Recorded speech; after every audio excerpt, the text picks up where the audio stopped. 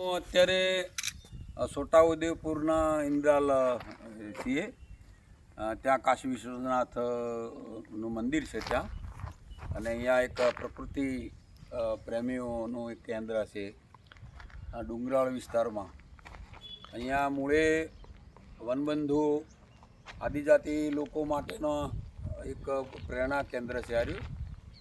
એમાં અનેકવિધ ઔષધિઓ છે. તો આપણા સંત ભગવાનો છે, એમના દ્વારા ઔષધો નિર્માણ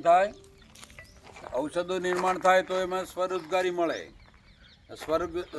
રોજગારી મળે તો આત્મનિર્ભર થાય. તો મૂળે જે આપણે વનવાસીઓ છે, આદિજાતિના મિત્રો છે, એમના માટેનો એક મોટો પ્રશ્ન હલ થાય. એ ખરા અર્થમાં ભારત અને ભારતીયતાનું સંવર્ધન છે. એનો એક પ્રકારે એની પૂજા અર્ચના છે કે ભારતનો કોઈ પણ નાગરિક પરતંત્ર ના હોય, એ જ સાચા અર્થમાં આઝાદી છે. અમે માનીએ છીએ કે સંત ભગવાનો પણ એ જ કાર્યમાં સહયોગ આપી રહ્યા છે. અને આવા ડુંગરાળ વિસ્તારોમાં જે બર્જર જમીનો છે ત્યાં ઔષધો વવરાય એટલે સ્વરોજગારી સાથે નહીં પણ પ્રકૃતિનું જતન થાય. એટલે અમારી સાથે પૂજ્ય બ્રહ્મુનિ બાપુશ્રી પણ પધારેલા છે.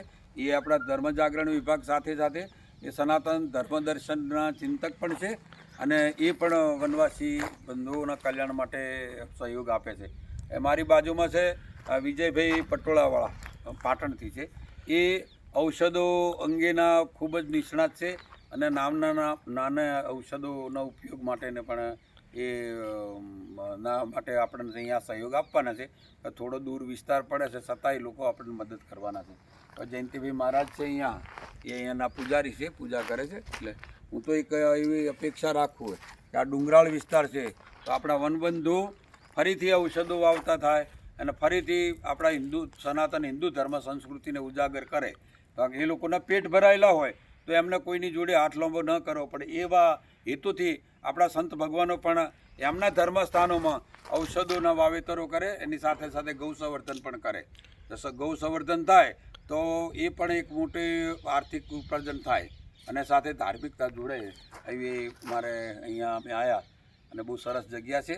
અમારા ત્યાંના જે પ્રેરક એના છે નિજાનંદજી મહારાજ, એ એમને આ બધું શરૂઆત કરી છે. એક ધર્મસ્થાન જ નહીં પણ એક સામાજિક ઉત્થાન, આધ્યાત્મિક ઉત્થાન કેન્દ્ર પણ